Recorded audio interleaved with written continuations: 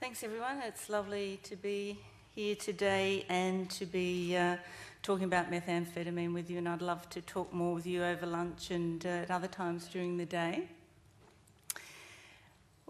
Together, Nicole Lee, I think she's talking later on today, and I've done a lot of work in this space, and it really brings together our knowledge in drug and alcohol and mental health, and it's a challenging but very rewarding area to work in. And how do I advance the slides? I'm clicking right.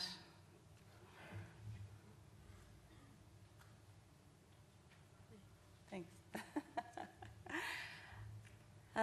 So yes, talking with you about the physical and psychological effects today. I'm hoping I'm going to, yes, good. Okay, so why is this important? And many of you will be familiar with these effects.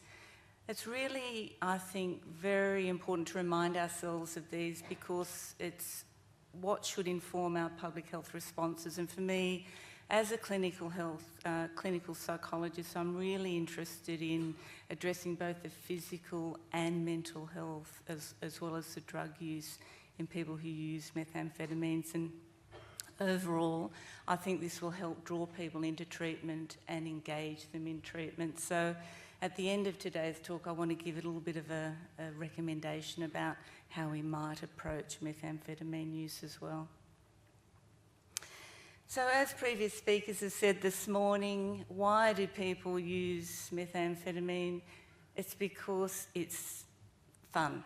People use drugs for fun, at least initially. They like the positive effects. And what does methamphetamine do? It makes you feel fantastic. Your state of euphoria, increased level of energy, your mood feels good, you feel better about yourself, and you don't feel so tired, and you can focus your attention better. And physically, same thing.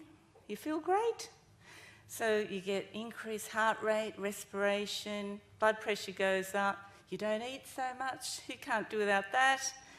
Psychomotor stimulation, you're moving around, you've got energy, you've got that sense of euphoria bodily and mentally, and you also get an increase in body temperature. Many people are able to use the drug without problem, as has been said today. However, the rest of my talk focuses on the harms associated with methamphetamine, and there are four sorts of harms. And they are the acute toxic effects, including overdose. There's also the effects of intoxication itself, like accidental injury and violence. There's substance use disorder.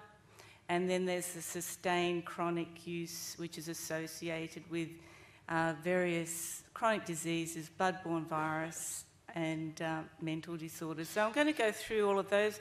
But please, I don't mean to take away from the fact that many people will use the drug without many problems in their lifetime.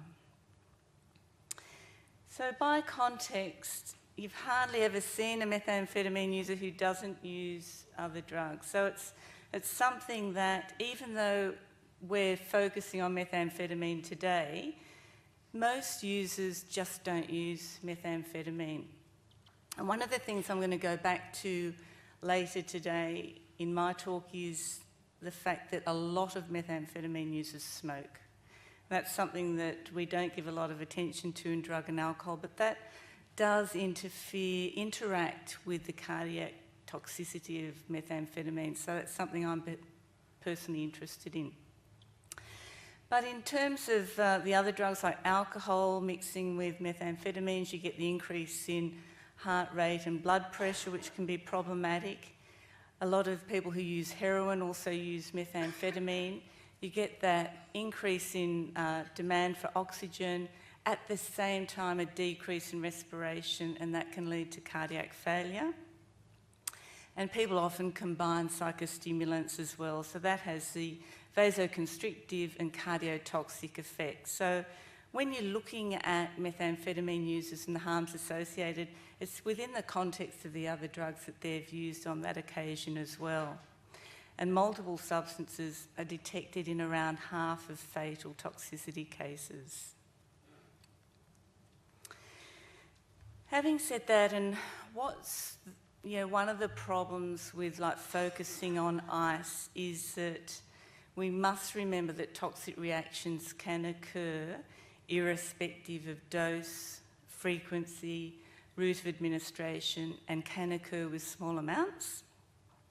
So in terms of our harm reduction approaches, we just need to remind users that there needs to be some level of safety involved with use, perhaps someone who isn't using accompanying people. Your first use occasion or any other subsequent occasion could be that time where you experience problems, so you need to build in safety around that, even if you're an experienced user. So there's no real well-delineated dose-response relationship with methamphetamine and the harms. We do know with increasing dose and frequency you get more harms, but just keep in mind that on any one occasion you might have some harmful event might occur. And then the accumulated damage with methamphetamine is something that I'm particularly interested in, working really at the chronic end of things. Longer term use can be associated with heart disease and myocardial infarction. So with the acute toxic effects, the physical symptoms can bring on an excited delirium. It's not a good place to be. It's not a good place to be around that person. It's not good being that person. The person might feel sick and might be vomiting. There might be chest pain, tremors, increased body temperature, increased heart rate, breathing irregularities and seizures.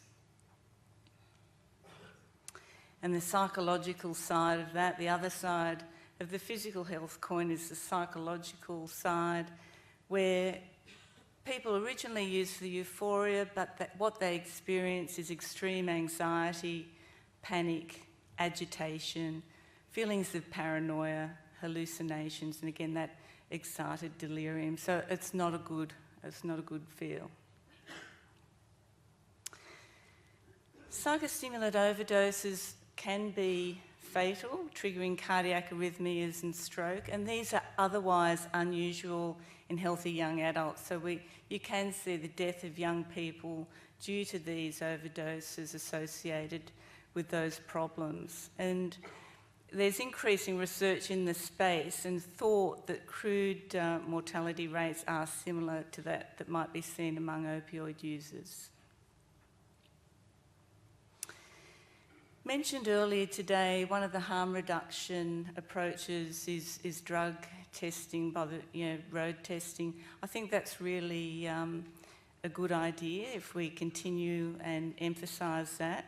Compared to non-users, the more common causes of death are road traffic crashes, falls, drowning and injuries. So we've got to keep in mind that these are young people who are putting themselves in these spaces.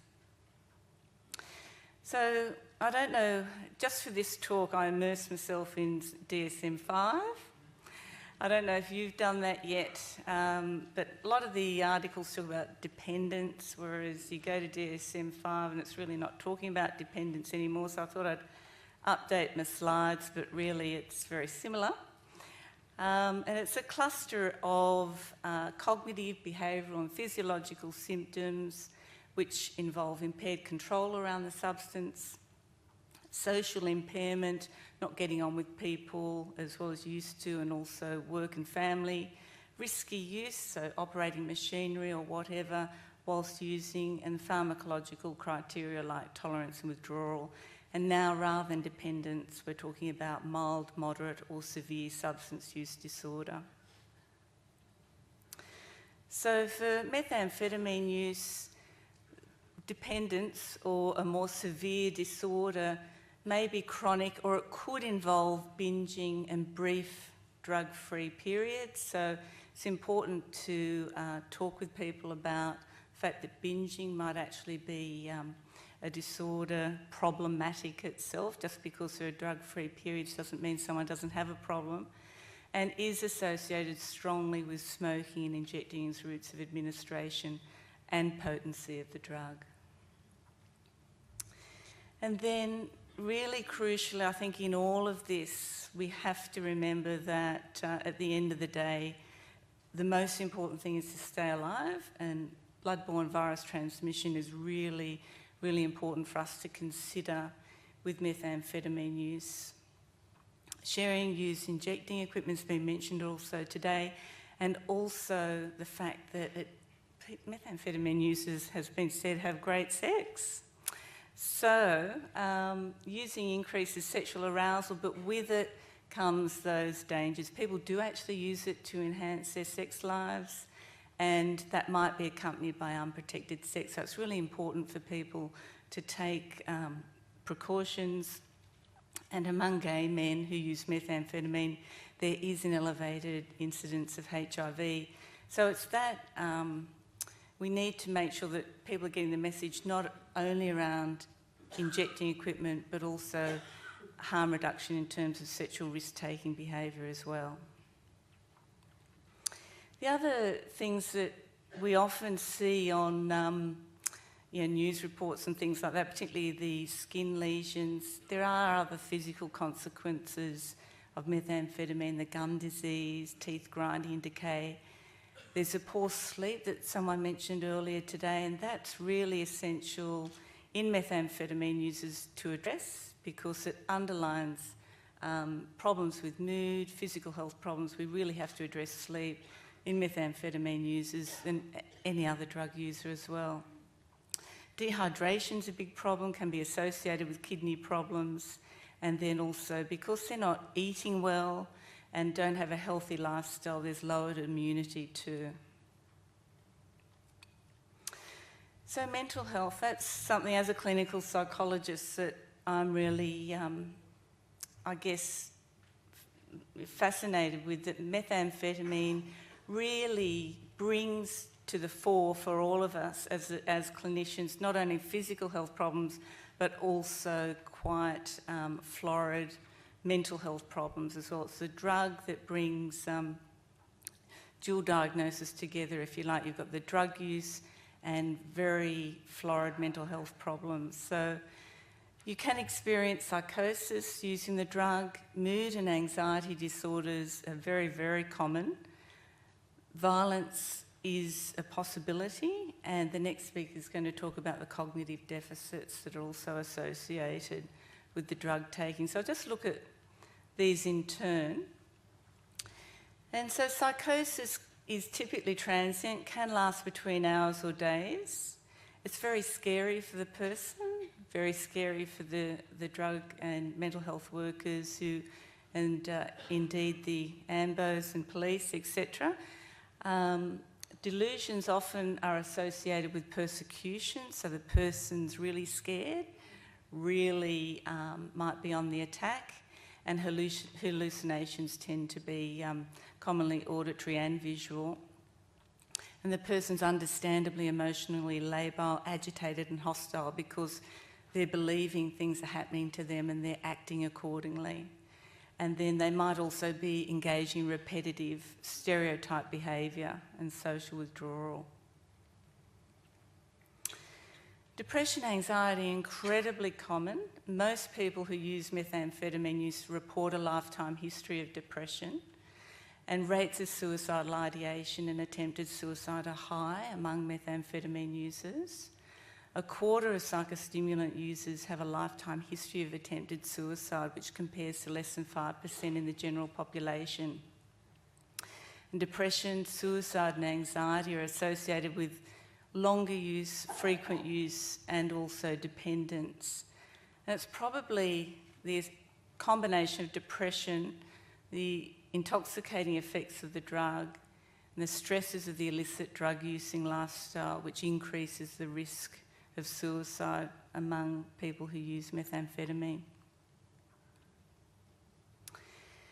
Violence is a real thing in methamphetamine use, and chronic use can increase aggressive behaviour, and also just with the acute intoxication, an aggressive response might be provoked as well. Psychosis in itself can accompany the violent behaviours, that people might be feeling they're being persecuted, they might be paranoid, they might become violent. And this is against the background of there being a high rate of pre-existing conduct disorder in illicit drug users generally. So Rebecca McKeaton did a study looking at violence in a cohort of about 300 people recently and found that although psychotic symptoms and heavy alcohol use did increase the risk of violent behaviour, frequent use of methamphetamine was associated with violence, and the violence tended to be of an interpersonal nature, ranging from altercations to unprovoked physical attacks. More recently, research has been turning to the cognitive effects of methamphetamine. Our next speaker is going to be talking about that. But because the drug affects neurochemicals in certain ways, it does result in problems with concentration, memory and decision making. These might make treatment a bit harder to deliver, so it's always important to keep that in consideration. You might have to write things down, repeat things, ask people, if they've understood what you've said. And that's against the background of irritability, insomnia, mood swings, loss of interest and a lack of motivation. So I guess these harms bring to mind effective responses for methamphetamine users, and something that I wanted to really sort of highlight today, and I think Nicole Lee's going to talk about today, is that treatment is effective. We have some of the best research that's been conducted in this country in randomised controlled trials that show counselling is effective. And the counselling itself only, might be as short as several sessions. When people are offered more counselling, up to 12 or more sessions, typically they'll only attend 3 or 4 sessions. So there seems to be a bit of a magic number around counselling at that level, and that might form the basis of a step care approach. But those interventions are effective, and I think we need to remember that. And although we often focus on the difficulty in this group, there are significant and very marked changes that can occur as a result of behavioural interventions. Needle and syringe programs, of course, are crucial, as is HIV antiretroviral therapy. What I want to talk with you a little bit more about today, that I think a direction that I'd like to see more work going, is a more holistic approach in drug and alcohol use generally, but particularly among this group, because there are such an amalgam of physical and mental health problems as well as the drug use. I think from a prevention and health information point of view, we should be increasing information around mental health, diet, skincare, sleep hygiene, smoking cessation and reduction, other drug use reduction, as well as physical activity. So all of those things within a holistic sort of approach.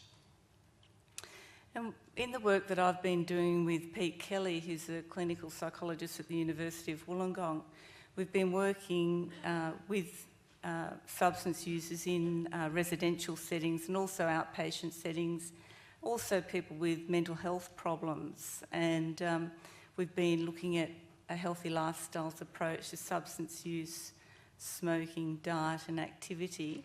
And we've been evaluating group or individual delivery. We've been training peers in healthy lifestyle delivery, and also we've been doing telephone-delivered interventions and training peers in telephone-delivered interventions as well. And basically what we've been operating on is the fact that substance users really care about their health. What we find clinically is that people tend to want to work on their substance use for a while, then they might want to work on something like their diet or activity, and then they might want to work a bit more on their substance use and work more around their healthy lifestyles. So it allows people to, there's a reduced stigma to coming into treatment. They can work on goals that they want to work on. It's 1 step forward, 2 steps back, 2 steps forward. They remain engaged in treatment while they can choose what goals that they want to work on. So they like the approach.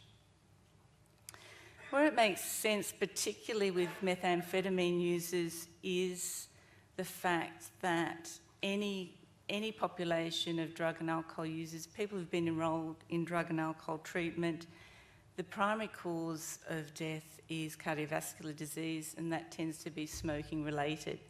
So those people who survive the toxic effects of the drugs go on to live a shortened life. People with a drug and alcohol use history tend to die 20 years earlier than people who haven't got a drug and alcohol use treatment history, and they die from smoking related diseases. And that interacts quite well clinically with the cardiotoxic effects of methamphetamine use. So it makes sense with people who have ongoing issues with methamphetamine use to come in at a health angle. So you're thinking, yeah, but, you know, isn't this what everyone's going to say to me? Isn't cutting down and quitting drugs enough? You know, people are already having trouble with motivation, let alone doing all the other stuff. But what we have found is that multiple component interventions are effective. There's evidence from overseas, from Bonnie Springs Group in Chicago and others, that you can actually change health behaviours at the same time. And if you combine drug use reduction with changes in diet, changes in activity, you actually get more bang for your buck and you get more enthusiasm from people as well.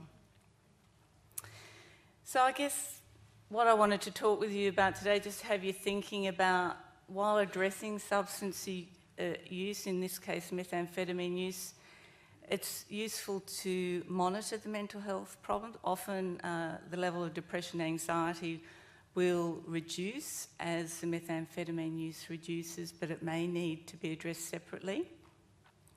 Smoking's a huge thing that everyone tends to be keen to do something about, but later. And it's good to get your foot in the door and see if you can reduce that when you can. Diet and activity, people are really keen to do something about that. So if you can get people to reduce their smoking by a third or a half, they can afford better food, they can start to engage in the other side of life as well.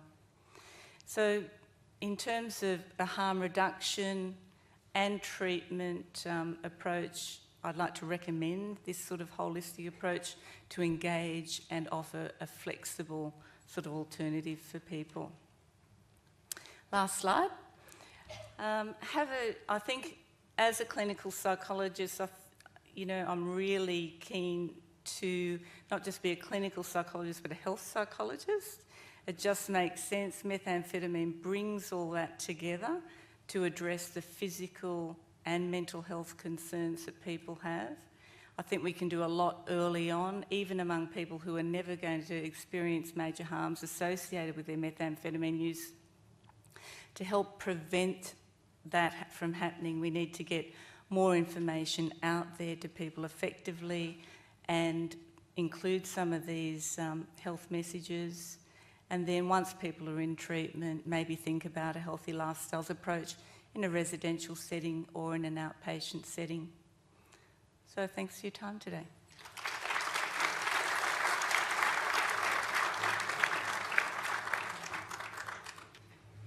Thank you. Stay there, we've got a couple of minutes. There's a couple of minutes before our next speaker is due, if anyone has any questions for Amanda. It's a bit hard to see. There's one right at the back, down there, the lady.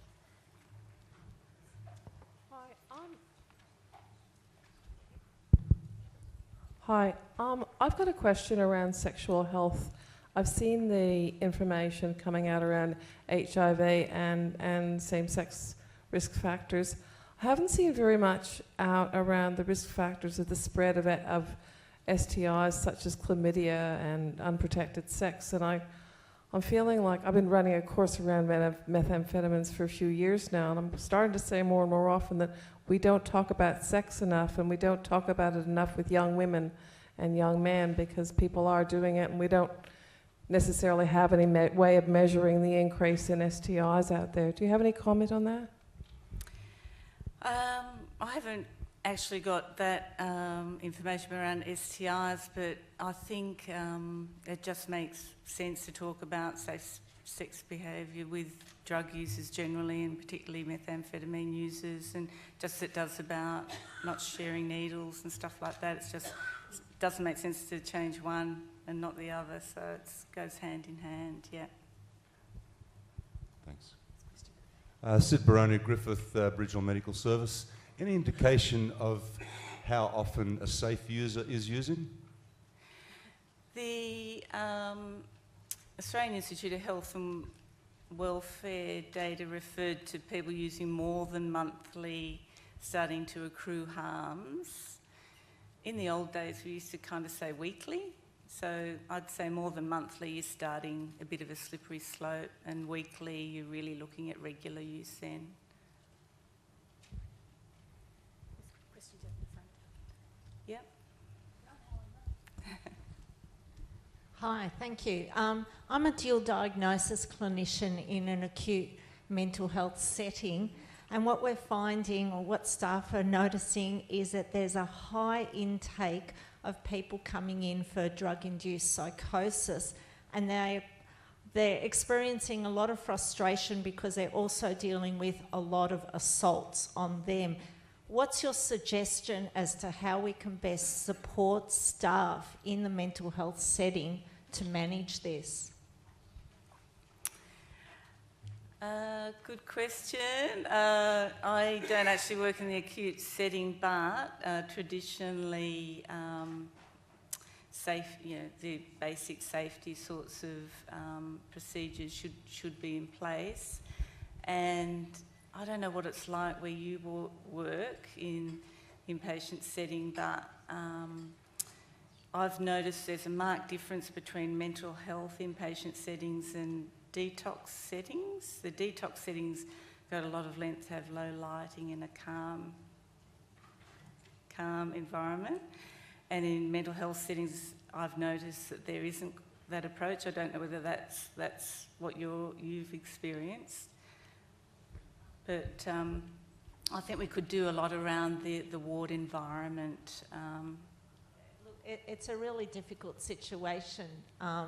There is obviously the intensive care area, and they have, someone had mentioned it earlier, they do have seclusion, because obviously someone's quite psychotic at the time and staff are being assaulted. And it's just, and it's really difficult.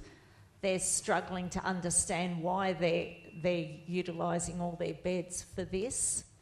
And it's really difficult for me to support them. So I guess I'm looking for something. Well, I think it's partly attitudinal, obviously, in that, you know, they deserve to be in the hospital because they've got an acute psychosis, and you would manage them with the same safety procedures and avoid seclusion if you can. But if you can't avoid seclusion, you have to.